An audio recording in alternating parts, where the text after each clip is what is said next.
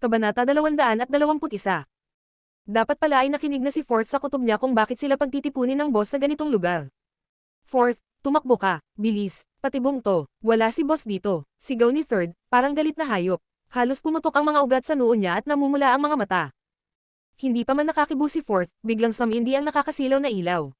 Ang dating sobrang dilim na arsenal ay biglang lumiwanag na parang araw.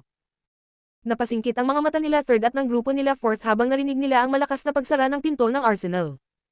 Nang masanay ang mata ni Fourth, nakita niyang nakalock na ang metal door. Wala na silang takas. Hahaha, mga tanga. Mula sa loob, narinig nila ang mga yabag at boses. 4 na dayuhang lalaki ang lumabas, suot ang masisikip na t-shirt na halos pumutok sa laki ng muscles nila. Kasunod nila ang isang babaeng dayuhan na nakaitim at mahaba ang buhok. Isa sa mga kalbo na puno ng tato mula balikat hanggang ulo, ay tumingin sa kambal ng may ngisi at matinding paghamak. Doon naintindihan ni Fourth, wala nga si Lucas dito. At mas masama pa, hindi sila pinatawag ng boss. Niloko sila ni Damian. Damian, hayop ka, demonyo ka, mura ni Fourth, pulang-pula ang mukha sa galit. Hindi na sila nagduda. Nang matanggap nila ang mensaheng hinihintay sila ni Lucas dito, naniwala silang totoo. Sino ba namang mag-iisip na patibong pala? Si Damian ang spy. Hahaha, mga saksakan kayo ng katangahan. Tawa ng kalbong may tato. Tahimik lang ang babae sa gilid, nilalaro ang itim niyang pistol na parang simple lang ito. Kayo, sino ba kayo? Kilala niyo ba kung sino si Lucas Ford? Kami ang tao niya. Sige nga, subukan niyong galawin kami. Sigaw ng isa sa mga tauhan ni Fourth, nanginginig sa takot. Tumingin si Fourth sa kanya, halos wala nang magawa. Huli na para sa pagbabanta. Kung nagabala pa ang mga taong ito na iligaw sila dito, malinaw na balak silang patayin. Dito kayo mamamatay ngayon. Tutustahin ko kayong parang mga baboy, sigaw ng kalbo, matalim ang tingin. Biglang sumigaw ang tauhan ni Fourth mula kanina. Galit, mabilis niyang hinugot ang pistol at tinutok sa kalbo. Kung mamamatay kami, isasama ka namin. Alice, tapusin mo yang baboy, malamig na utos ng kalbo.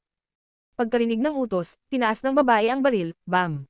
Tumalbog ang bala at tinamaan ang baril ng lalaki. Ag, sigaw ng lalaki, nang hina at nanigas ang kanang kamay niya. Nabitiwan niya ang baril at umatras, nadapa sa sahig. Lalong kinabahan sina Fourth at Third. Ang babaeng ito, sobrang bilis, sobrang tumpak. Hindi sila nabigyan ng kahit isang segundo para makagalaw. Oh, Alice baby, bakit hindi mo na lang pinatay? Tanong ng kalbo, nagtataka. Hindi ko kailangan ng baril para patayin siya. Kamay ko na lang, sapat na, sagot noong babae, simple at kalmado, habang papalapit sa lalaking nadapa. Maingat pero mabilis maglakad ang dayuhang babae, at litaw na litaw ang hubog ng katawan niya sa suot niyang tight bodysuit. Lintik ka, haharapin mo ako ng walang baril. Kaya kitang patumbahin ngayon din. Sigaw ng tauhan ni Fourth, tumutulo ang pawis sa noo niya habang pinipilit maging matapang. Tinaasan lang siya ng babae ng tingin, walang kahit anong salita. Tuluyan nang nagwala ang lalaki. Sa isip niya, mamamatay rin naman sila. Ang tanging layunin na lang niya ngayon ay madamay ang babaeng ito. Sumigaw ang lalaki at tumakbo papunta sa babae, nakataas ang kamao para suntukin ang ulo nito. Pero bago pa siya makalapit ng isang talampakan, may dumaan na mabilis na anino sa harap niya. Narinig niya ang tunog ng hangin kasabay ng matinding sakit sa panga niya. Parang putol na saranggola, lumipad siya at bumangga sa steel pillar, umalangaw-ngaw ang tunog. Dam. Pilit siyang bumangon, pero wala siyang lakas. Puno ng dugo ang mukha niya, wasak ang ngipin, at halos hindi na siya makapagsalita ng diretso. Dahan-daang ibinaba ng babae ang paa niya mula sa malakas na sipa, walang kahit anong ekspresyon sa mukha. Hindi nakita ng biktima ang nangyari, pero sina Third at Fourth ay nasaksihan ang buong eksena. Bago pa man lumapit ang lalaki, nakapagpakawala na ang babae ng mabilis at napakalakas na front kick diretso sa kanyang panga, sobrang lakas na halatang sanay na sanay siya. Taekwondo kick yun, pero para sa isang babae, ganyan kalakas at kabilis. Ang bihira naman, bulong ni Fourth, bakas ang paghanga at takot sa mga mata. Sa dami ng taon ng training nila, kabisado niya ang mga teknik sa pagpatay, at malinaw na maganda ang execution ng babae. Kung siya lang daw ang kalaban, kaya niya. Pero ngayon, napakaraming baril ang nakatutok sa kanila, at isang maling galaw lang, tiyak ang kamatayan. Hindi ko kailangan ng baril para patayin ka. Kamay ko lang sapat na, ulit ng babae habang lumalakad papunta sa lalaking nakahandusay. At bago pa makapagsalita ang lalaki, inipit niya ang leeg nito gamit ang braso, at dahan-daang sinakal hanggang mamatay. Nanlumo ang natitirang tauhan ni Fourth, namutla, at halos hindi makagalaw sa sobrang takot, pilit na hindi umaagaw ng atensyon. Hahaha, mga baboy na baboy talaga kayo. Si Alice, red belt sa taekwondo. Mga tanga, mga babong baboy. Tawa ng kalbong lalaki. Damian, red black belt. Hindi red, malamig na sagot ng babae. Oh, Alice, mahal ko, my bad. Red black belt pala, mas mataas yon, at malapit mo nang makuha ang black belt mo. Tama ka, mabilis na sabat ng kalbo, halatang takot ni Zermonan. Ano bang gusto nyo? Sigaw ni Third, hindi na napigilan. Hahaha, huwag mainip. Gusto ko ng isang interesting na laro kasama kayong mga tanggang baboy, sagot ng kalbo, sabay senadorya sa dalawang kasama. Hindi nagtagal, naglabas ang dalawang dayuhan ng dalawang mabibigat na kahon at inilagay sa tabi ni na Third at Fourth. Anong ibig sabihin nito? Musician ni Fourth, nakakunot ang kilay. Simple lang, may mga baril sa loob. Medyo mahirap kilalanin ang mga yan, at kapag nagkamali kayo ng isa, papatayin ko ang isa sa inyo. Fair game, sagot ng kalbo, casual lang ang tono. Kabanata 222. Sa puntong iyon, naintindihan na ni na Third at Fourth na ginagawa silang libangan ng mga dayuhan, parang pusa na pinaglalaroan muna ang daga bago patayin. Paano kung makilala namin ang mga baril? Tanong ni Fourth. Makilala, tila ngayon lang naisip iyon ng kalbong lalaki. Ay oo, kung makilala nyo, mabubuhay pa kayo ng kaunti. Tapos titingin pa kayo ng mas maraming baril. Sa huli, may darating at darating na hindi nyo kilala, haha. Tawa niyang mayabang. Kahit nagngingit-ngit sila sa galit, kailangan nilang sumunod muna para makabawi ng oras. Kapag nagmatigas sila, baka patayin sila agad-agad. Pero pagkabukas nila Third at Fourth sa kahon, nanlaki ang mga mata nila. Ni isa man sa mga baril, wala silang ideya. Hindi lang pangalan, hindi pa nila kailanman nakita ang mga ito. Ito, halos mawalan ng lakas si Fourth. Ano na, hindi nyo kilala, hahaha, sundin natin ang rules. Uunahan ko na sa pagpatay sa isa sa inyo, sabi ng kalbo, itinaas ang baril at itinutok kay Third. Pero maya-maya, inilipat niya kay Fourth, tapos balik ulit, paulit-ulit, parang nang-aasar. Biglang may boses na sumigaw mula sa kawalan. Ako ang sisigot, sabi ni Luna, lumapit sa kahon. Nagulat ang mga dayuhan, hindi nila naramdaman ang presensya niya, pati kung paano siya nakapasok. Maging sina Third at Fourth, halos napatulala. Ang babaeng ito, paano siya nakalusot dito? Ikaw, single ni Fourth, puno ng galit. Paano ka nakapasok dito? Hindi siya pinansin ni Luna. Nakatutok ang tingin niya sa mga baril, parang fascinated. Thirdy, anong problema nitong babaeng to? Nagdala ka pa ng artista dito sa ganitong sitwasyon. Anong problema mo? Bulyo ni Fourth. Naguguluhan din si Third. Hindi niya alam na matagal na palang nasa loob si Luna. Akala ba niya, palabas lang to? Putang, sabihin mo, akala ba niya palabas lang to? Halos pumutok ang ulo ni Fourth. Hindi ko alam, sumunod lang siya sa akin ng palihim. Paliwanag ni Third. Buisit, mura ni Fourth, tapos sinaman niya ng tingin si Luna. Actress ka lang, anong alam mo, lumayas ka. Aba, gusto mo bang mamatay? Biglang lingon ni Luna, malamig ang tingin na parang tumutusok sa kaluluwa. Hahaha, may away pa sa loob ng team. Masaya to, gusto ko yan, pasayahin niyo pa ako. Tuwang-tuwa ang kalbo. Kawawa naman, sa takot nagkakagulo na sila, malamig na sabi ng dayuhang babae. Hindi siya pwede, ako ang sisigot, desperadong sabi ni Fourth, paano niya naman ipapaubaya ang buhay nila sa isang, hanggal na actress. Baka nga akala nito acting lang lahat. Umiling ang kalbo, hindi, siya ang unang nagsabi, kung papalitan mo ngayon, i-consider ko na talo kayo, at papatayin ko ang isa. Halos umusok ang ilong ni Fourth sa inis. Tinitigan niya si Luna na parang gusto niya itong sakalin sa galit. Hindi niya maintindihan kung bakit ang boss nilang si Lucas Ford, na sobrang galing, charismatic, at dahilan kung bakit nanumpa siya ng loyalty, ay nagkaroon ng feelings sa, hanggal, na actress na ito. Hindi pa rin pinansin ni Luna si Fourth. Kumuha siya ng isang napakagandang pistol mula sa kahon at walang pag-aalinlangan na sinabi. Austrian Glock 17 pistol, gamit ng Austrian military, total length, 185mm, timbang mga 600 grams. Kung tama ako, barrel length ay 114mm. Kayang mag-load ng 17 bullets, at may shooting range na hanggang 72 meters.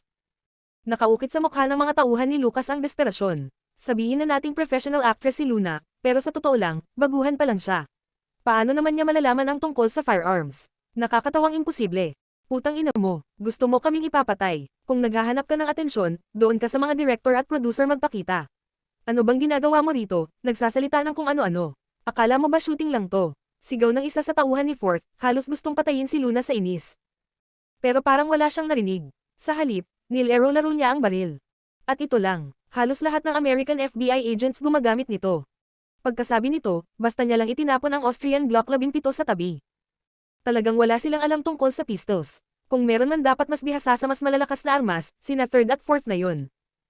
Kahit mukhang tama ang sagot ni Luna, hindi pa rin makapaniwala si Fourth. Para sa kanya, isang simpleng artista lang si Luna na walang koneksyon sa armas. Ano naman ang malalaman nito tungkol sa firearms? So ngayon, sabihin mo, tama ba ako? Habang kinakabahan ang mga tauhan ni Lucas, hinarap ni Luna ang kalbo at hinihingi ang sagot. Ngumiti ang kalbo, tama ang babae. Maging ang mga special features at pros and cons ng Glock 17, binanggit niya ng walang pag-aalinlangan. Halatang nakahawak na siya ng ganitong pistol dati. Hahaha, buti na lang at may matalinong babae sa grupo nyo. Sige, tuloy pa, maganda to, nagsisimula pa lang ang laro, tawa niyang malakas. Nagkatinginan ng mga tauhan ni Lucas, litong-lito. Ano, tama ang actress. Ang lapit na nun, pawis na pawis ang tao ni Fourth, tapos bigla siyang naalala, teka. Artista kasi siya, baka ginamit niya yung Glock something na yan sa mga shooting. Kaya siguro alam niya. Nag-isip sina Third at Fourth. Tama rin, artista si Luna, at malamang naka-encounter siya ng mga baril sa mga action scenes. Siguro tsamba lang nag-Glock 17 pa ang nabuksan. At dahil sa trabaho niya, baka natutunan niya ng kaunti ang specs. Grabe, muntik na, malalim ang buntong hininga ni Third. Isang maling salita lang ni Luna kanina, patay silang lahat. Gusto namin ng substitute, biglang sabi ni Fourth. Malinaw, sinuwerte lang si Luna. At kapag naubos ang swerte niya, lahat sila mamamatay. Oo, substitute, dagdag ng kasama niya. Mas mabuti nang sila ang sumagot kaysa umasa sa isang hanggal na artista. Kahit magkamali sila, at least, hawak nila ang magiging kapalaran nila. Hindi pwede, malamig na sagot ng kalbo. Sabi ko na, pag nag-substitute kayo ngayon, parusa agad. Sigurado ba kayo? Kung oo, uunahan ko na sa pagpatay ng isa sa inyo. Tumawa siya ng masama, kitang-kita ang pag-e-enjoy sa laro. Para sa kanya, parang laro lang ito ng pusa at daga, at kapag nagsawa siya, mamamatay pa rin silang lahat sa huli. Kabanata 223. Siya ang game master dito, kaya siya ang gumagawa ng rules. Galit na tumingin kay Luna ang tauhan ni Fourth. Kapag nakalabas tayo rito ng buhay, babalatan kita ng buhay. Hahaha, gustong-gusto ko talagang pinapanood kayong mga baboy na nag-aaway sa isa't isa, pero wala kayong karapatang magsabi kung makakaalis ba kayo rito ng buhay o hindi. Ngayon, kung ayaw niyong mamatay, ituloy niyo ang laro. Malamig na tawa ng kalbong lalaki. Napakuyom sina Third at Fourth, parehong walang magawa. Sa sitwasyon nila ngayon, ang tanging magagawa na lang nila ay magdasal na paparating na ang reinforcement. At kung walang kaalam-alam si Boss Lucas sa nangyayari, siguradong lahat sila, patay. Si Luna naman ay mukhang kalmado pa rin, walang kape-epekto sa sigawan ng grupo ni na Fourth o sa pang-aasar ng kalbo. Naghalungkat siya sa kahon, tapos basta na lang kinuha ang isa pang baril. Luma na tong baril, mukhang pinaghandaan mo talaga ang laro na to, sabi ni Luna nang walang kaba. Walang sagot ang kalbo, nakangiti lang habang nakatitig kay Luna. Hindi ko talaga maiisip na makikilala mo tong pistol na to, sabi ni Alice, yung babaeng nakatayo sa harap ng kalbong lalaki. Biglang tumingin si Luna kay Alice, tumama ang mga mata nila. Tama ka, hindi ko kilala ang pistol na to. Nanlamig ang likod ni na Third at Fourth, kahit inaasahan naman nila na mangyayari to. Putanjay namang bruha, papatayin kita. Halos wala nang matinong isip ang tauhan ni Fourth, puno ng desperasyon. Mamamatay raw siya dahil sa isang artista. Lahat daw ng ito ay kasalanan ng babaeng to. Bang! Habang papalapit na sana siya kay Luna, biglang may kumislap na apoy mula sa baril ng kalbo. Sumabog ang sahig sa harap ng lalaki. Lumipad ang mga piraso ng tiles habang kumulog ang putok ng baril, halos nagpayanig ng buong lugar. Hindi ikaw ang may hawak ng buhay mo ngayon. Ako, mamamatay ka kung gusto kong mamatay ka. Gusto mo bang sirain ang rules ko, ha, stupid pig? Ngisi ng kalbo habang nakatitig sa nanginginig na tauhan ni Fourth. Nanambalik ang ulirat ng lalaki at bumuhos ang malamig na pawis sa noo niya. Umiling siya ng mabilis, umatras kaagad, hindi na nagsalita. Hahaha, gustong-gusto ko ang mga masonering tanga, sabi ng kalbo, halatang naaaliw. Tapos lumingon siya kay Luna. Kung hindi mo kilala to, edi susunod tayo sa rules ng laro. Hahaha. Umiling si Luna. Huwag kang magpakakampant agad. Ha, napakunot noo ang kalbo. Hindi man ako nagkaroon ng pagkakataong makagamit ng ganitong klase ng baril na to dati, pero base sa diameter ng barrel, sa bigat niya sa kamay ko, at sa unique na design, hindi naman ganon kahirap hulaan. Guess. Walang nakaimik. Seryoso ba ang babaeng to? Umasa lang sa hula, wala ba siyang takot mamatay? Tiningnan ni Luna ang pistol, tinansa ang bigat, at kalmado niyang sinabi. Mga 1,000 grams ang bigat, mga 180 mm ang total length. Yung carbon steel impact socket, na modify na gamit ang special metal coating. Yung caliber, nasa 0.46 inches, mga 12 mm. At dahil sa kakaibang caliber niya, isa lang ang kaya nitong gamitin na bala, 0.45 inch Smith & Wesson. Panipi. Hanggang 12 bullets lang ang kaya ng magazine nito, kasi isa to sa mga naunang designs. Kahit hindi ko pa to nahawakan dati, madaling hulaan ang mga lumang design na ganito. Sigurado ako, ito yung P229 na nakuha ng mga German noong 1991. Dapat ito ang Sig Sauer P229 pistol. Pagkasabi niya, basta na lang niya ulit itinapon ang baril. Wala nang pag-asa ang mga tao ni Fourth. Nagdarasal na lang sila na may alam si Luna sa baril dahil sa mga acting experiences niya, katulad ng swerte niya kanina. Pero syempre, handa na rin sila makipagpatayan. Kapag pumalpak, sabay-sabay na lang silang susugod sa mga foreigner, kahit ilan man lang ang mapatay nila. Dahil alam nila, hindi rin naman sila palalampasin. So, tama ba o hindi? Tanong ni Luna sa kalbong lalaki, walang kahit anong ekspresyon sa mukha. Tahimik ang kalbo bago sumagot, malamig ang tono. Narinig kong sinabi nila, artista ka raw. Tama, hindi itinatago ni Luna. Artista siya ngayon, persigido, kumakayod, at umaabot sa pangarap gamit ang sariling talento at effort. Kaya pala, mga artista, madalas may bar ilan sa scenes. Kaya mo siguro kilala ang mga baril. Hindi naman impressive, malamig na saad ng kalbo, na parang baliwala lang ang ipinakita niyang kaalaman. Artista, walang kwentang babae na ang alam lang ay ibenta ang sarili at makipag-deal sa maduduming tao. Single ni Alice, punong-puno ng galit habang nakatitig ng masama kay Luna. Natural ang inis niya sa mga artista. Hehe, my dear Alice, naboboring na ako sa laro na to. Palitan kaya natin ang rules. Mas may interesting pa kaysa pag-recognize ng guns. Pilyong tanong ng kalbo. Hindi ba gusto mo pinapanood silang magpatayan? Hayaan mo na lang silang magkagatan. Tayo, manunood lang, sagot ni Alice. Tama, oo nga pala. Tumayo ang kalbo, nakangiti, at tumingin sa tauhan ni Fort. Stupid pig, di ba gusto mo siyang patayin kanina? Ayan na ang chance mo. Sunggaban mo siya at sakalin mo hanggang mamatay. Kapag ginawa mo, baka pagbigyan kitang mabuhay. O, ano, hindi araw-araw may ganitong chance. Nagiba ang mukha ng tauhan ni Fort, basang-basa ang puting shirt niya sa pawis. Ikaw, seryoso ka, kung seryoso ka. Hindi pa siya tapos magsalita nang tumawa ang kalbo. Siyempre, ako pa, sinusunod ko ang rules. Basta sumunod ka sa akin, may chance kang mabuhay. Sige, deal. Para bang nakatapak lang siya ng langgam, ganoon kadali sa kanya. Subukan mo, sigaw ni Third, parang hayop na pinakawalan sa galit. Mahigpit ang bili ni Lucas sa kanya, protektahan si Luna. Stupid pig, huwag kang magpasaway. Manood ka lang, kapag gumalaw ka, pasasabugan ko ang utak mo, sabi ng isa pang foreigner, tinutukan siya ng baril. Alam ni Third na konti pang kumilos niya, tatagos ang bala sa bungo niya. Kabanata 224. Nakakuyong ng mahigpit ang kamao ni Third, halos lumitaw na ang mga ugat sa braso niya. May bili ng boss niya, at kung hindi niya ito magampanan at mabuhay pagkatapos nito, hindi na niya kayang humarap pa kay Lucas. Relax, huwag kang gagalaw, hindi mo pa oras para mamatay. Pero kung hindi kayo makikipag-cooperate, magiging komplikado ang lahat. Marami kaming oras, mga stupid pigs. Kakaumpisa pa lang ng laro, hahaha. Mayabang nasabi ng kalbong lalaki, parang siguradong sigurado siya ang mananalo sa huli. Fourth, tauhan mo yan. May utos ang boss, protektahan si Miss Windsor. Kahit hindi ka tumulong, huwag mong hayaang guluhin ng tauhan mo ang lahat. Hindi na pinansin ni Third ang babala ng kalbo at sumigaw kay Fourth. Nakunat ang noo ni Fourth. Kahit inis siya sa babaeng iyon, ayaw naman niyang mamatay ito. Huwag mo gawin, sigaw ni Fourth sa lalaking naka-white. Putang ina, sigaw ng lalaki, galit na galit. Huwag mo akong pakialaman. Dinala mo ako rito para makipagkita kay boss, pero tingnan mo. Naloko tayo, patay na tayo. Artista lang siya, dapat pa nga siyang magpasalamat na kapalit ng buhay ko ang pagkamatay niya. Sa totoo lang, hindi naman si Luna ang isyo. Kung makakaligtas siya, kahit si Third o si Fourth pa ang ipapatay sa kanya, gagawin niya. Huwag kang mag-alala, may rules ka, may rules din ako. Ngumiti si Luna at kinuha ang isang pistol mula sa box. Stupid pig, humihingi ka ng gulo, nagbago na ang rules, huwag mong hahawakan ang mga baril, ay lapag mo yan. Sigaw ni Alice, biglang tumayo. Pero ngumisi ang kalbo. My dear Alice, hayaan mo siya. Walang bala ang mga baril. Puro empty ang magazines. Mayabang pa rin, parang hawak niya ang buong sitwasyon. Napailing si Alice at naupo ulit. Alam niyo bang Italian Beretta 92F pistol ito? Tanong ni Luna, kalmado habang tinatanggal ang magazine. Tama, Italian Beretta, pero so what? Ngiting aso ang kalbo.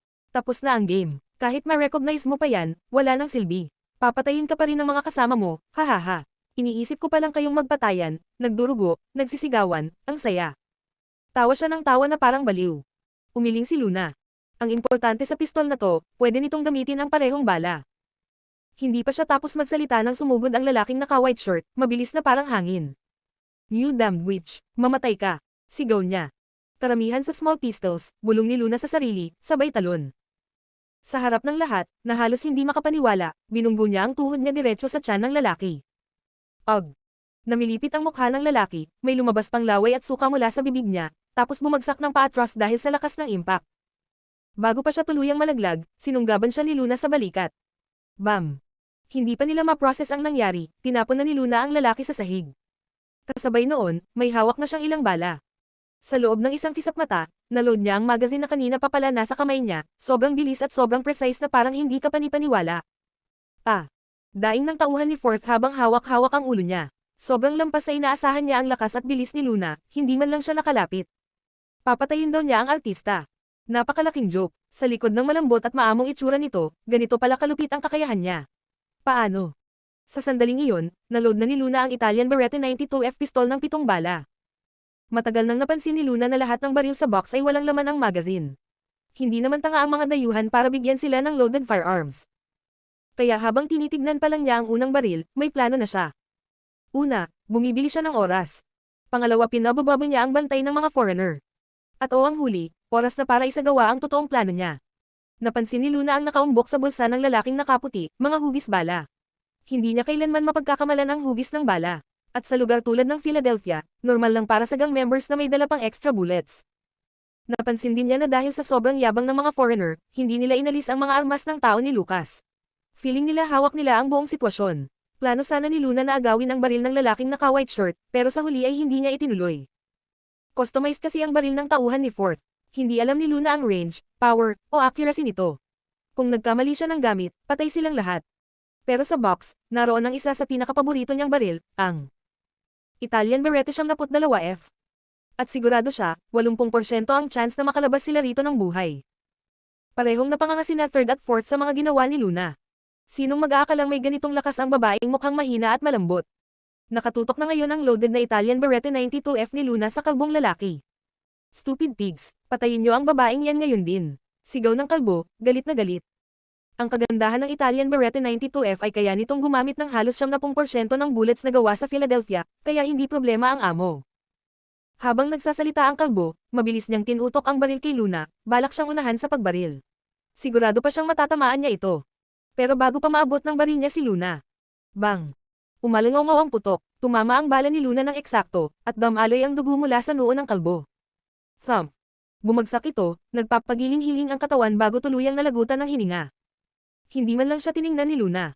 Nakatutok ang tingin niya kay Fourth at sa nanghihina pang lalaking naka-white shirt. Anong klaseng marksmanship yun? Hindi man lang niya kailangan tumingin. Bulong ni Third, halatang sobrang humanga. Kabanata 225. Parehong napamulagat sina Third at Fourth, para bang nag-shutdown ang utak nila. Sobrang lampas sa inaasahan nila ang nangyari. Si Luna, normal lang ba talaga na artista? Anong sinabi mo kanina? Malamig ang boses ni Luna. At sa lamig na yon, nagtayuan ang balahibo ng lahat. New witch. Kunin siya. Nang makabawi sa pagkagulat ang ilang foreigner, tinaas nila ang mga baril at sabay-sabay tinutok kay Luna. Bam! Bam! Bam! Sunod-sunod na putok ang umalangaw-ngaw. Dugo ang bumulwak mula sa noo ng mga dayuhan. Nanlaki ang mga mata nila sa pagkagulat bago tuluyang bumagsak sa sahig. Ang bilis, sobrang bilis. Gulat na gulat si Third. Hindi lang siya mabilis nakakakilabot ang accuracy niya. Yung distansya ng pagbaril niya, eksaktong maximum shooting range ng baril na gamit niya. Extraordinary speed, advanced calculation, tapos precise accuracy. Walang artista na kaya yon. Sino ba talaga siya? Hindi na talaga naniniwala si Third na isa lang siyang artista. Napangiti siya ng mapait. Ano ba iniisip ng boss niya? Bakit ipinapaprotect pa ang isang babaeng tulad ni Luna? Mas bagay sigurong siya pa ang nagpoprotekta sa iba.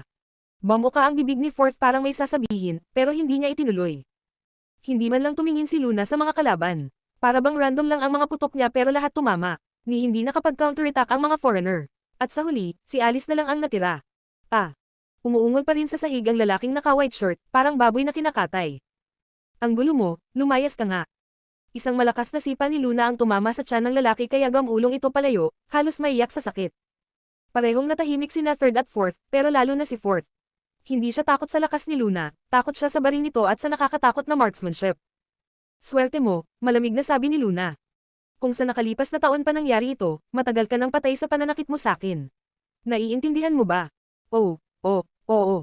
Napakagatlabi si Fourth, sumuko na agad. Lahat ng instinct niya nagsasabing huwag kontrahin ang babaeng to. Miss Luna, patayin niyo na yung babae. Sigaw agad ni Third nang makita niyang si Alice na lang ang natitira. Tumingin si Luna kay Alice. Anong sabi mo kanina, yung tungkol sa pagbebenta ko ng katawan? At kaya mo raw akong patayin gamit lang kamay mo. Sumimangot si Alice. Wala ka sa paningin ko, you stupid pig. Mabilis nitong hinugot ang baril. Bam! Pero mas mabilis si Luna. Nanlaki ang mata ni Alice. Tinamaan ang baril niya, hindi siya. Pak! Tumilapon ang baril ni Alice ng halos 10 metro. Ang galing, patayin mo na. Excited na sigaw ni Third. Niyubos na ang bala ko. Itinapon ni Luna ang walang lamang pistol at bahagyang kumibit balikat. Tsaka kailangan naman natin ng kahit isang buhay, di ba? Patay ka na. Galit na single ni Alice habang mabilis na umatake at handang sumuntok. Ang yabang na ng mga red black belt holders ngayon.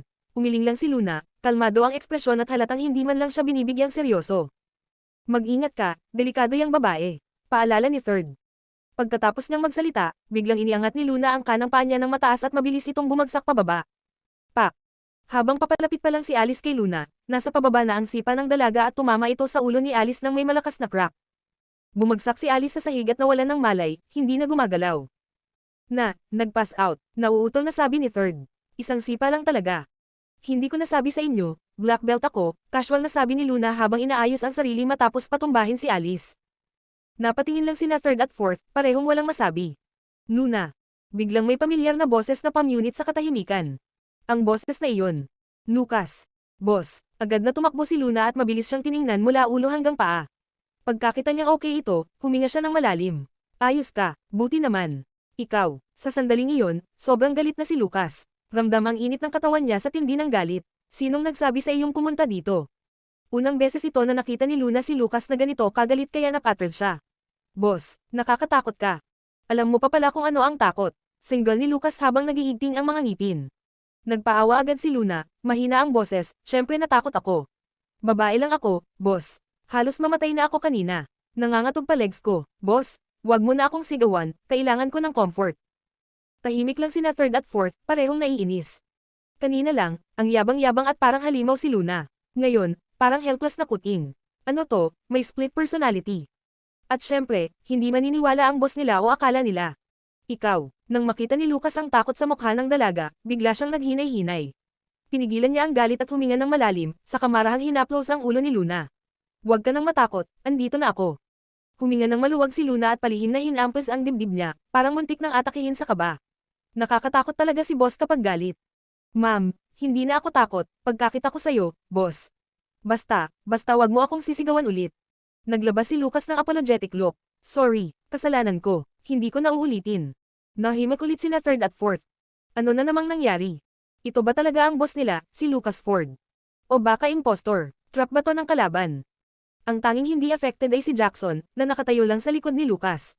Inayos niya ang salamin niya at tumingin sa kanila na para bang sinasabi, mga bata pa kayo. Kabanata 226. Sa pag-alis nila mula sa Arsenal. Nakahinga ng maluwag si Luna nang makumpirma niyang ligtas si Lucas. Tahimik siyang tumingin sa tanawin sa labas ng bintana ng sasakyan. Philadelphia, huli siyang nakapunta rito, napakabisi pa ng lugar. Ngayon, puro pagkawasak na lang ang natira dahil sa digmaan. Tahimik na pinagmamasdan ni Lucas si Luna habang nakatanaw ito sa labas. Kahit gaano pa kaperpekto ang plano niya, hindi niya inasahan na sa pagdating nila sa Arsenal, makikita niya si Luna doon, dapat nasa bahay ito at ligtas, ngunit eto't nasa pinakadelikadong lugar. Bukod sa takot, nabigla rin siya sa nakita. Sa loob lang ng ilang segundo, halos lahat ay napatay ng dalaga gamit ang baril, at syempre, yung isang bagsak na nagpatalo sa foreign lady. Nang mga sandaling iyon, iba ang aura ni Luna, isang kakaibang presensya na hindi pa niya nakikita kahit kailan. Wala ni isang bakas ng Luna na kilala niya, para bang ibang tao. Pero alam niya, si Luna pa rin iyon. Ang dating bersyon niya. At nang makita niya itong lumapit ng masaya pero may pagka-pitiful, sabay sabing natakot siya, napagtanto niyang iyon pa rin ang Luna na kilala niya. Paglingon ni Luna, nagtama ang mga mata nila ni Lucas. Napatuyo ang lalamunan niya.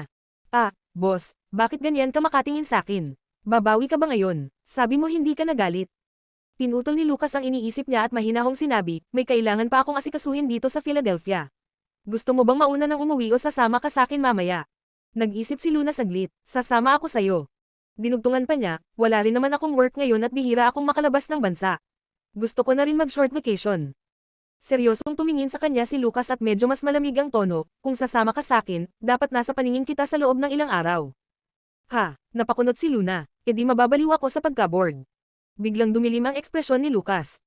Kaya mabilis niyang inayos ang sinabi, hindi ako may bobor sa'yo, boss. It's an honor na kasama ka, super honor, sobra. Sa likod ng sasakyan, mahina ang ubo ni Third. Si Miss Luna, may schizophrenia ba? Umikot ang mata ni Fourth. Ano ba yung schizophrenia mo? Kita mo na, niloloko lang niya si boss. Acting lang niya yon sa boss. Litong tanong ni Third, paano mo ipapaliwanag na ganyan ang trato ni boss kay Miss Luna? Hindi nakasagot si Fourth kaya bamulong na lang siya, paano ko malalaman? Natakot nga ako kanina, akala ko impostor yung boss natin. Si Jackson, na buong oras na busy sa documents, hindi na nakapigil, sok. Ano bang alam nyo, mga single? Power of love yan. Sa wakas, nakarating sila sa safe area. Pagdating sa hotel, diretsong dinala ni Lucas si Luna sa sarili niyang room. Pinaupo niya ito sa sofa, tapos lumabas siya sa balcony para tumawag. Makaraan ng ilang sandali, dumating si Jackson dala ang PSP, ilang fashion magazines, at snacks para kay Luna. Pagkatapos siguraduhin comfortable si Luna, tinipon na ni Lucas ang mga tauhan niya para sa meeting. Mula sa bintana ng meeting room, kitang-kita pa rin niya ang dalaga sa living room. Mukhang literal na hindi talaga niya ito hahayaang mawala sa paningin niya. Nasa gitna si Luna ng bilog ng game console, magazines, at snacks, at pakiramdam niya ay parang alagang hayop na naghihintay ng pagbalik ng amo. Maya-maya, dumaan sina Jackson, third, fourth at ilan pang tao. Yung mga hindi pa nakakakita kay Luna ay nagulat na may ganitong cute na babae sa living room. Napangiwi sina third at fourth nang makita siyang nakaupo ng napakamasunurin sa sofa habang may hawak na magazines. Wala sa mood si Luna para mag-relax, kaya tumingin siya kay Lucas at nakita niyang seryoso ito sa pag-uusap. Mabilis siyang nag-send ng text message. KD, you bastard. Nilagyan pa niya ng napakaraming exclamation marks para ipakita kung gaano siya kagalit. Mabilis ang naging reply. Carrot KD, I dare you to say it again. Nagbabanta na ngayon. Ang kapal talaga. Tinipan ni Luna ang screen. As you wish, KD, you bastard. Carrot KD, Luna Windsor. Naghahanap ka ba ng gulo? Mas lalo pang kumulo ang dugo ni Luna nang mabasa ito. Nag-reply siya agad. Ayan ngayon, nahihiya ka sa ginawa mo. Alam mong hindi mo siya kayang talunin ng harapan kaya gumamit ka ng surprise attack. Ang baba ng kalidad mo. Nakakahiya sa lahat ng bastards na matawag kang bastard. Pagkalipas ng 10 segundo, dumating ang sagot. A surprise attack. Mabilis sumagot si Luna. Sino pa ba kung hindi ikaw? Huwag mong sabihin hindi mo tao sina Damian at Alice. Halos kasunod agad ang reply. Carrot yon, nag-away kayo. Oo, kung hindi dahil sa talino at lakas ng loob ko, patay na ako ngayon. At huwag mong ilihis ang usapan, hindi yan ang point. Carrot yon, my dear, yan mismo ang point. Pansarang panalikop. Sa Las Vegas. Sa isang underground bar sa Las Vegas. Sa ilalim ng makinang na ilaw at malakas na tugtog, sumasayaw ang mga lasing na tao sa dance floor. Isang gwapong lalaking blonde ang buhok at aswal ang mga mata ang nakaupo sa ilalim ng malaking crystal disco ball sa gitna ng isang marangyang booth, may nakasisilaw na kaguluhan sa mga mata.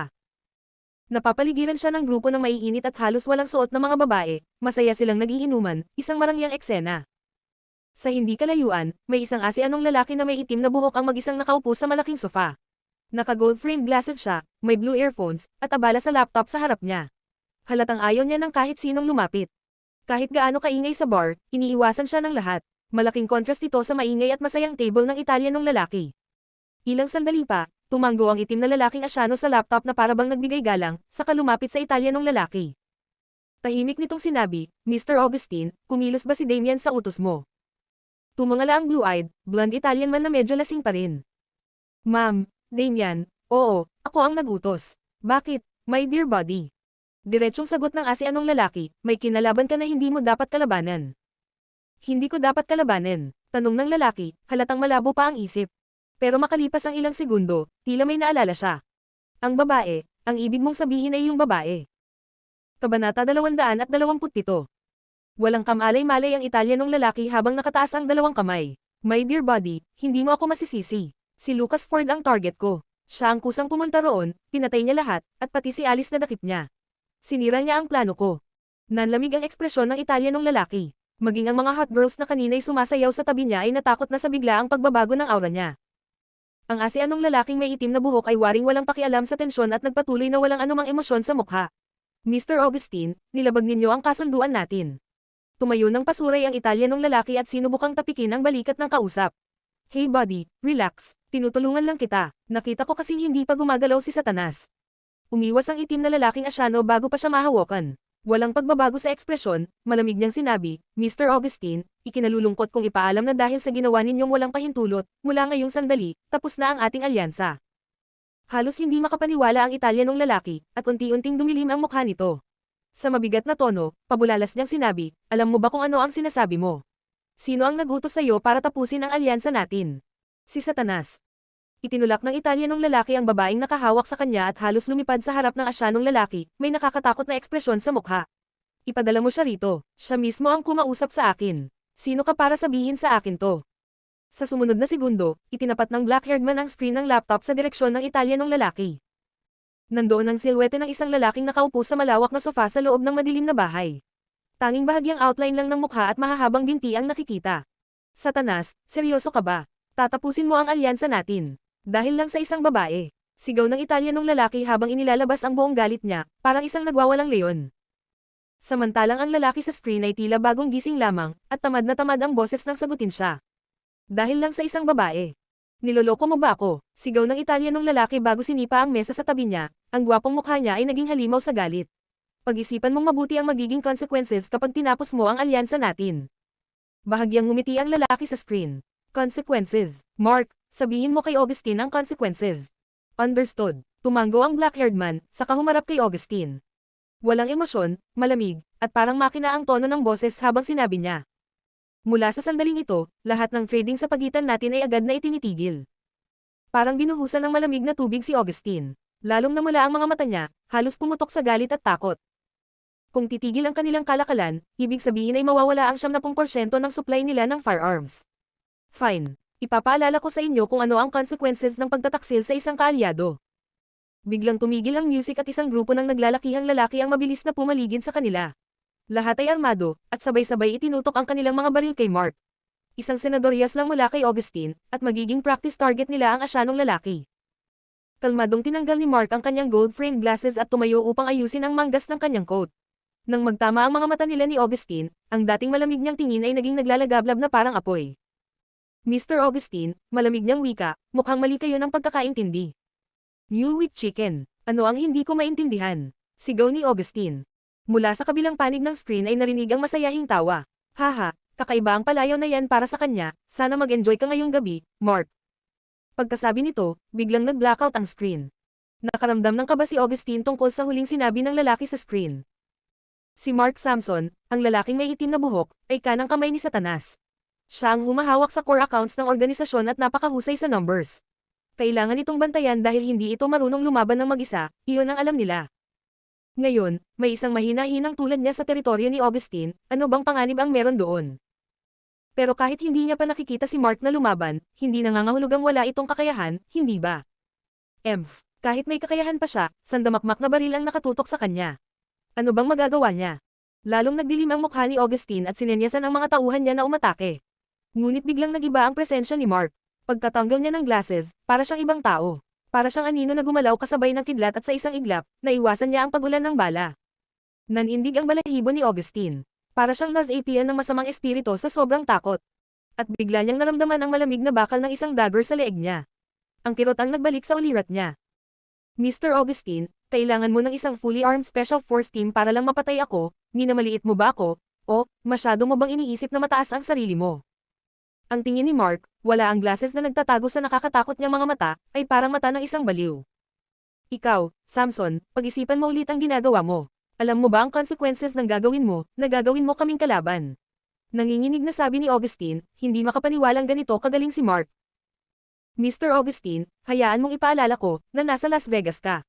At sinabi ko na, ikaw lang ang dapat nag-iisip tungkol sa consequences. Pagkatapos niyang magsalita, kumislap ang dagger at napasigaw si Augustine. Nalaglag sa sahig ang kanyang tenga, at sumirit ang dugo sa lahat ng direksyon. Dinilaan ni Mark ang labi niya, tila nilalasap ang matalik na lasa ng dugo.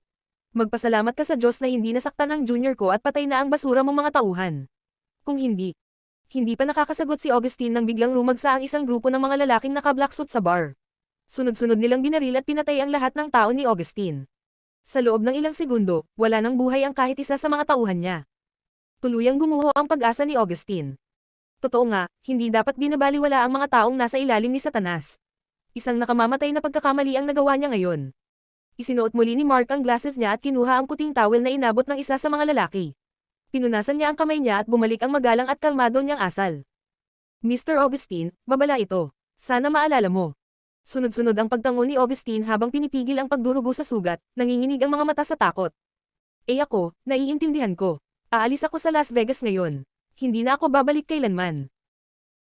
Kabanata 228.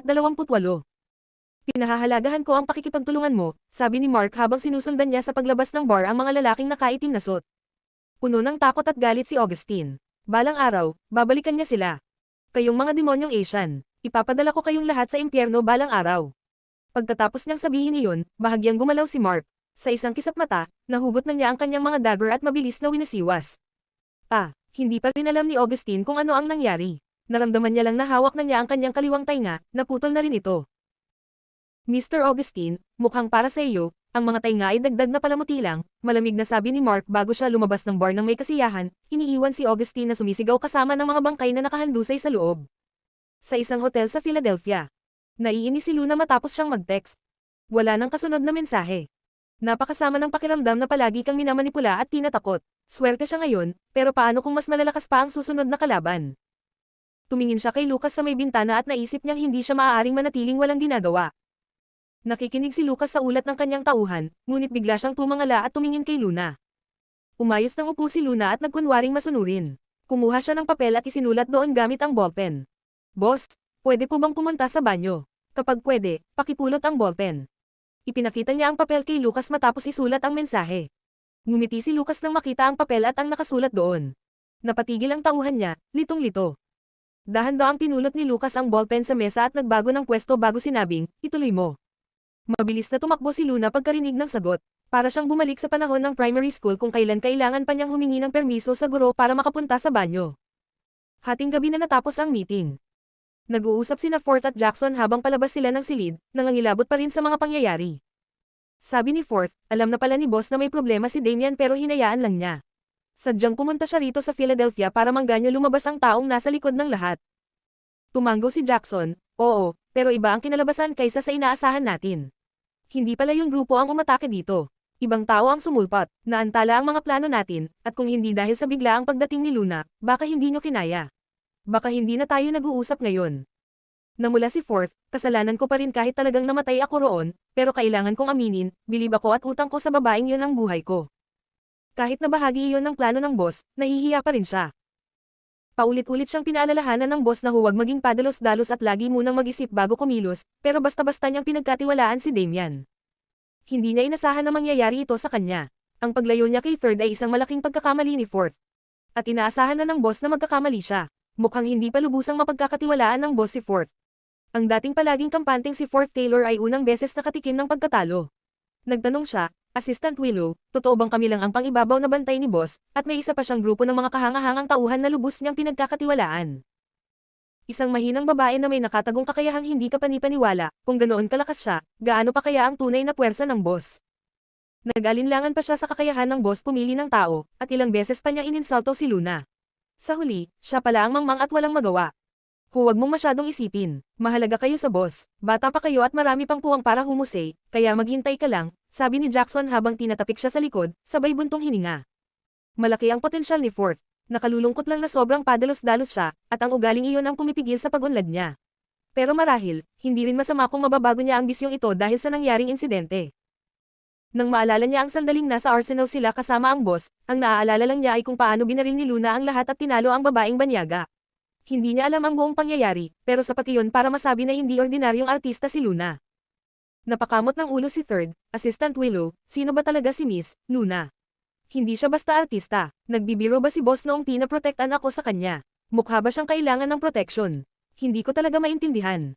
Sumagot si Jackson, hindi ko rin gaanong kilala si Miss Windsor. Nagulat din ako sa lahat ng nakita ko kanina. Kumilos na lang kayo na parang walang nangyari at huwag na huwag ninyong babanggitin sa harap ng boss. Tungkol naman sa utos niya, sundin niyo lang. Tumango sina Third at Fourth nang walang reklamo. Kakagising lang ni Luna mula sa kanyang tulog nang makita niyang tapos na sa meeting si Lucas. Tinanong niya, boss, tapos ka na sa meeting. Pinisil ni Lucas ang pagitan ng kanyang kilay, pagod ang tinig. Ma'am, mag-relax ka muna, maliligaw lang ako. Oh, kumurap si Luna ng inosente. Boss, kailangan mo pa rin ba na manatili ako sa paningin mo? Napahinto si Lucas, paglingon niya, sabi niya, kung gusto mo, wala akong tutol. Napanganga si Luna. Buisit, hindi pa rin niya kayang biruin ang Great Demon King. At biglang pumasok sa isip niya ang imahe ni Lucas habang naliligo, Diyos ko, tigil.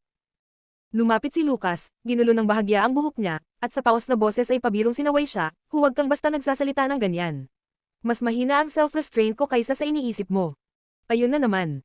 Ano ba ang nasabi niya? Sobrang inosente niya, siya ang malinis. Siya ang madumi. Kabanata 229. Naalala ni Luna ang matinding na galit sa mukha ni Lucas matapos siyang pumasok sa shower. Kahit sobrang galit niya, pinigilan niya ito para hindi siya matakot. At malamang, Nakita rin niya ang sandaling pinatay ni Luna ang mga taong iyon, ngunit hindi siya nagtanong, ni hindi niya ito binanggit. Sa halip, tinrato pa rin niya si Luna ng mahinahon, tulad ng dati. Naramdaman ni Luna ang init sa dibdib at niyakap ang sarili. Naglinis siya ng lalamunan at nagsimulang kumanta. Hindi ko pa rin alam kung ano itong naramdaman ko noong umibig ako sa iyo. Ang makilala ka ang pinakamagandang nangyari sa buhay ko, ikaw ang umalalay sa akin sa gitna ng ulan at bagyo, ikaw ang taong nais kong makasama, palagi tayong magkalapit, abot kamay ang isa't isa. Kahit hindi siya nakikita, sigurado siyang naririnig siya nito. Si Lucas, na kilalang kasing lamig ng North Pole, ay unti-unting lamambot. Habang naliligo, ang malamig niyang puso ay natunaw sa lamang ng boses ng dalaga, mas mainit pa kaysa araw sa equator. Pagkaraan ng 3 araw, sa Imperial Airport. Natapos na ang lahat at sa wakas ay nakauwi na sila.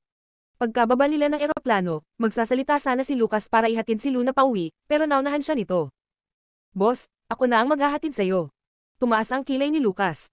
Ikaw ang maghahatid sa akin. Hindi ba't dapat ang lalaki ang naghahatid sa babae? Iba yun. Bukod sa usapang gender, boss pa rin kita at ako ang best employee mo. Siyempre ihahatid muna kita para siguradong ligtas ka. Mahigpit na ipinagtanggol ng dalaga ang rason niya, at napangiti si Lucas. Mukhang may punto nga. Tumango si Luna ng todo. Siyempre, kaya ako na. Sige, ikaw ang maghahatid. Masaya itong pumayag dahil kahit anong dahilan, mas matagal niya itong makakasama. Pagkaupo niya sa sasakyan, nag-text si Lucas sa anak. Open the windows from your room an hour later. Walang reply. Pero matyaga si Lucas. Pagkalipas ng 3 minuto, nagpadala si Little Bon ng 3 exclamation marks. Napangiti si Lucas. Alam niyang naintindihan ng bata ang ibig niyang sabihin. Makaraan ng 1 oras, nakauwi na sila. Pagtingala ni Lucas, may maliit na ulong sumilip sa bintana at kumaway ng sabik, pero biglang naglaho nang mapansin ang pagdating nila.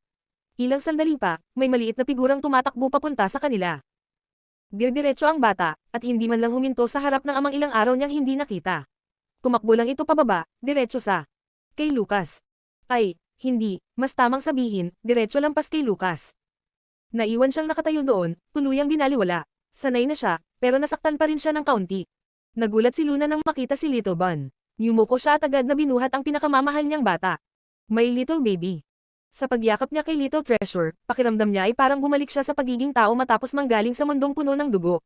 Ang lambot at init nito, ayaw na niyang bitiwan. Parang bangka si Little Bon na sa wakas ay nakauwi sa kanyang pantalan, parang ibong nakabalik sa pugad. Napuno siya ng saya, kapanatagan, at init.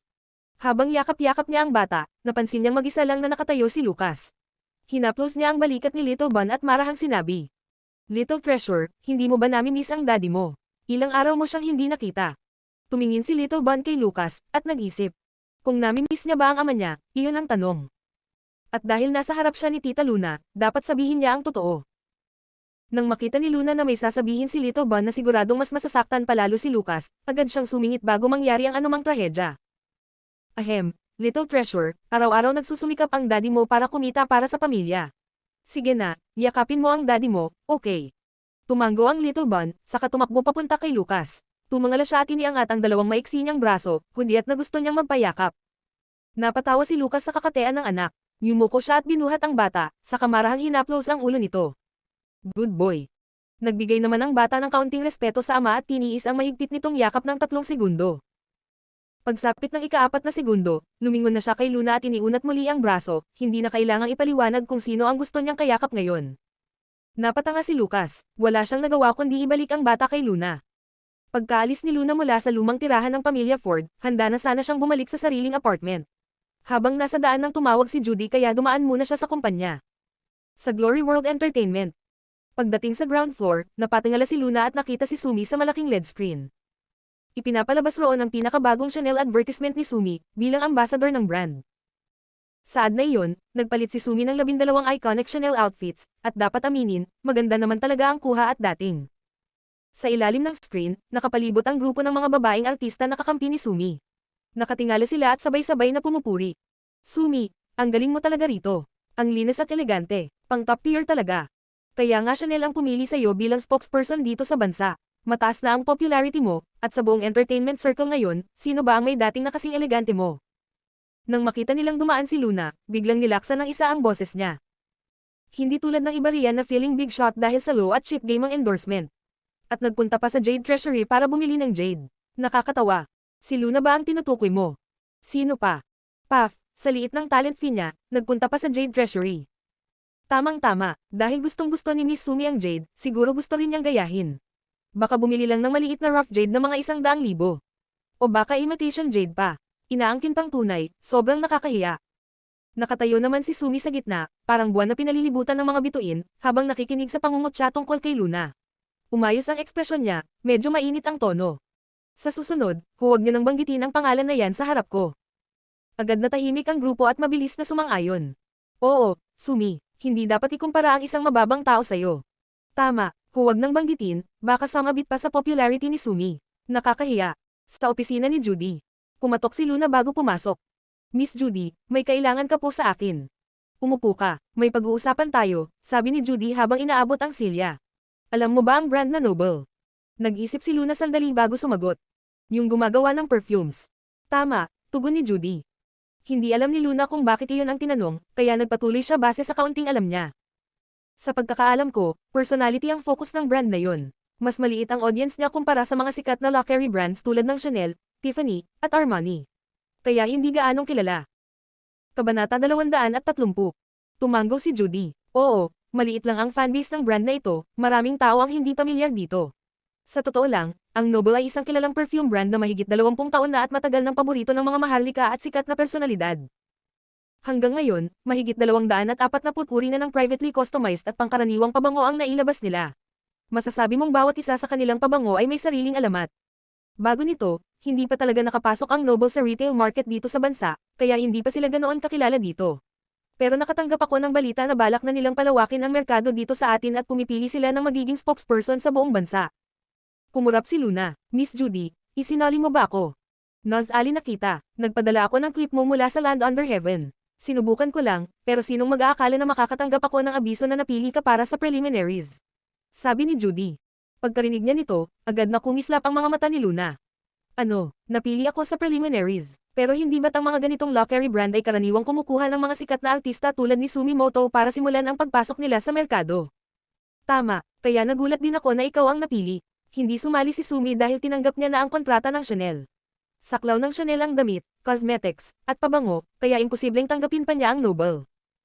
Pero kahit wala si Sumi, nandoon pa rin ang mga bigatin mula sa iba't ibang entertainment company sa buong bansa.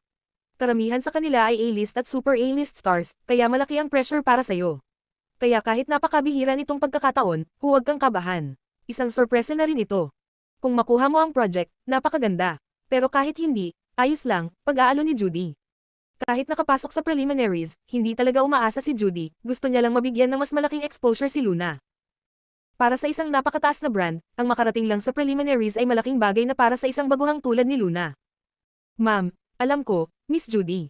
Mananatili akong kalmado at ituturing ko itong karagdagang karanasan, sabi ni Luna nang may pagpapakumbaba. Sa totoo lang, malaki ang hangarin niya. Kahit hindi pabor sa kanya ang sitwasyon, posible ang kahit ano hanggang sa huling sandali. Oo nga pala, Miss Judy, ano kaya ang tema ng endorsement na ito? Tanong ni Luna. Iisang salita lang, Noble. Mayroon kang 3 araw para maghanda. Pagkalipas ng 3 araw, gaganapin ang final audition sa Los Angeles, California, sagot ni Judy. Mahinang bamulong si Luna, 3 araw, sapat na yan. Pag-iisipan ko ng mabuti kung paano ko maipapakita ang temang ito. Pamilyar siya sa California, kaya wala siyang nararamdamang pressure. Ang tema ngayon ay Noble. Siguradong marami kang kakailanganin. Sabihin mo lang at gagawin ko ang lahat para maaprubahan ng kumpanya, wika ni Judy. Okay, ipapaalam ko. Salamat, Miss Judy. Uuwi na ako para maghanda. 3 araw ang lumipas. Sa paliparan ng Los Angeles, California, inalis ni Luna ang kanyang sunglasses at tumingin sa mga pamilyar pero banyagang tanawin. Habang tumitingin-tingin siya sa paligid, lalo pang lumapad ang kanyang ngiti. 1 taon ang lumipas, nakabalik siyang muli. 1 taon na ang nakaraan, palaboy-laboy lang siya at walang matatawag na totoong tahanan.